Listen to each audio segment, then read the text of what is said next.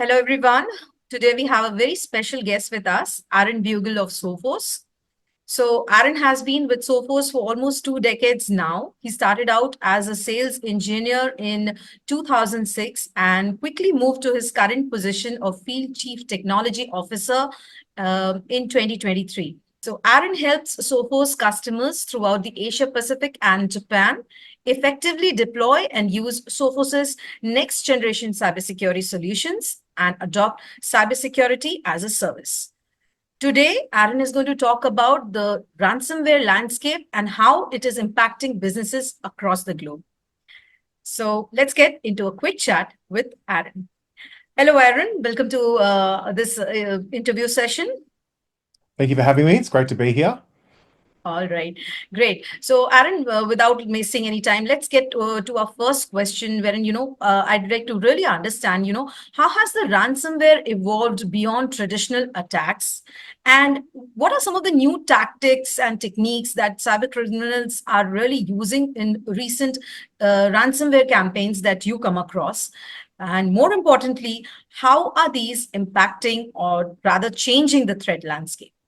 Yeah, that's a great question. And ransomware, it's still right on the tip of our tongue as far as threats and a risk to the businesses that we run and that we're responsible for day in, day out.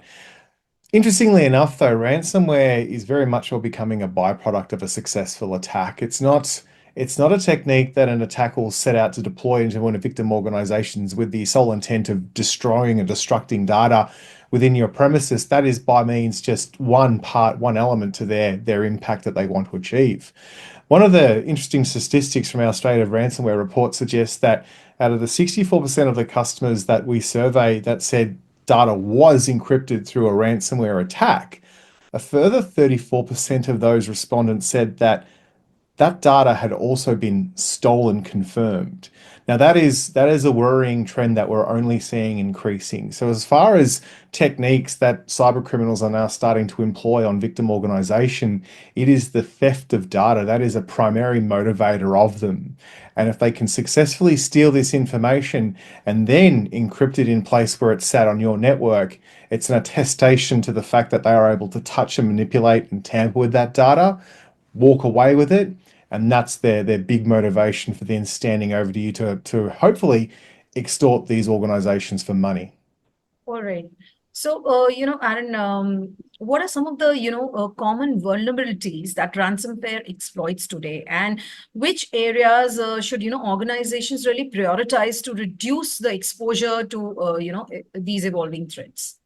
It's a fantastic question. It's going to take a lot of thought and consideration to thinking about ransomware as a tool within the cyber criminal's portfolio. Much of what a cyber criminal will do is once they gain initial access to those environments, then they'll deploy the ransomware. It's seldom thought that ransomware will operate and propagate on its own. It needs to be controlled. So thereby, a lot of the cyber criminals who are employing ransomware, they're getting into organizations using a couple of tried and true methods, which are credential harvesting through phishing attacks. So a lot of social engineering, man in the middle attacks, stealing cookies, looking for the weakest link in the human factor of most organizations is a sport for cyber criminals. So stealing credentials and using those to simply log into an environment, elevate their privilege, enumerate their access further into your environment to then deploy their ransomware. But another worrying trend that we're seeing is that a lot of organizations who are falling to various cyber criminal groups who employ ransomware is through the use of exploited vulnerabilities. Known vulnerabilities that are existing in external facing infrastructure, like firewall devices, security devices, or in some cases, systems that have been published to the internet in a very insecure manner. These are being taken advantage of by the cyber criminals, getting into those environments and then deploying their ransomware payloads. All right. So, Aaron, how are these ransomware attacks, really targeting the critical infrastructure? What about the critical infrastructure? And what are the unique challenges faced by sectors like, healthcare, finance, and government in defending these attacks? How does Sophos really help these enterprises combat these threats? So it's a combination of a couple of questions that, I'd like to understand. Yeah, yeah, and I mean, I'd love to spend, a good half a day talking about how critical infrastructure and how Sophos can help these organizations. But I guess when you boil it down, is that I think every organization out there that is listening to this, anybody who is part of an organization, especially if you're responsible for the cyber outcomes in your business, is to think of your own organization as a critical piece of infrastructure. It's critical to you, it's critical to your customers, it's critical to your employees. You might not necessarily be in power or gas or, logistics or healthcare, but if you take that mindset that your infrastructure is critical enough that you need to employ some of the advice that organizations like the Cybersecurity and Infrastructure Security Agency provide, you can be much better off. But healthcare, manufacturing, government especially, they all have some very, very particular sort of, I guess, constraints that make them unique in how they need to approach cyber. And one of those, I think, in healthcare is the quick dissemination of information, especially in education as well. Their systems have to be a lot more open and freely accessible to promote, quick and rapid healthcare or concise learning through inter-faculty departmental exchanges. So it's no wonder that when an attacker gets into, say, like organizations that are healthcare or are educational based, it's very easy for them to quickly move around and enumerate data.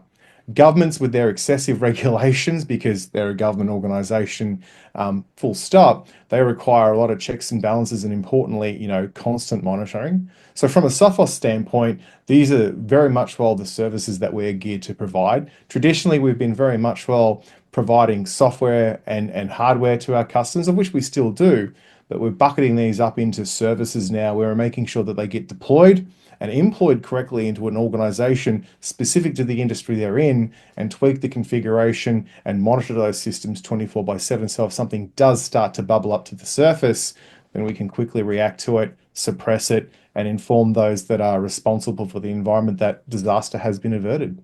Right, right. That was very well summed up, Aaron. But lastly, what about the future? What are the future trends that will really, shape the growth, this industry, and what are the future trends to watch out for in the next few years? Also, which emerging tactics, and techniques should, organizations be really prepared for, and how can they stay ahead of the attackers, keeping these technologies and tactics in mind? Let me look into my crystal ball and see if I can see the future. I mean, 3, 5 years away, it's a long time in information technology, especially cyber, given the breakneck speed of which the industry seems to evolve at on an almost daily basis, correct?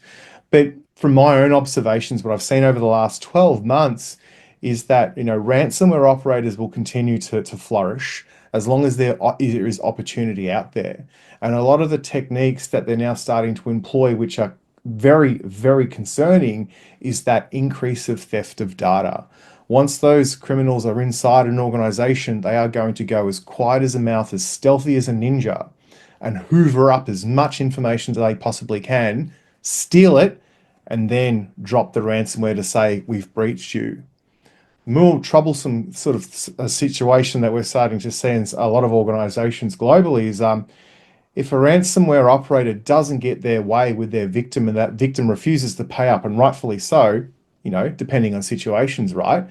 Sometimes those cyber criminals will look at the data that they've thieved, and they will go after the victims of which their information they've stolen. So if your customer databases, if your patient records, if your governmental ratepayer information has been stolen by a cyber criminal, they could potentially reach out to those victims and tell those victims that they have had their data breached through that government department, that medical environment, or that healthcare provider, and just effectively crowdsource stress and strain to enforce that victim organization to potentially pay up or play ball with a ransomware operator.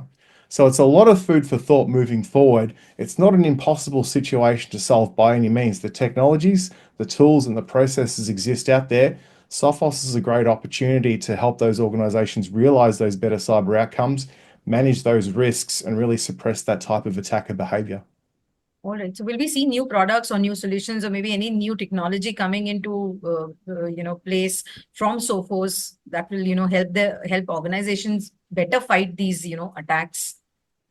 Yeah, and I think one of the biggest advancements that I'm quite excited about here is looking at our adoption of generative AI and looking at generative AI to not solve all and sundry cybersecurity problems out there, but really applying it to parts of our solution stack where it's really going to accelerate the consumption of information and really accelerate the response to situations that might not be wanted in a corporate environment. So, case in point, which is exactly that, for many organizations that are out there that are running a cybersecurity team, they might be stretched from a resource perspective. They've got other parts and projects that they need to make sure are sustained. They might be a small team. So anything that we can do around generative AI to inform and instruct a operator what to do when an alert or piece of notification is given to them, if we can make that very concise and provide actions to them, or even give them the option for us to do it for them, that's probably the biggest benefit that I see to organizations, is to responding to threats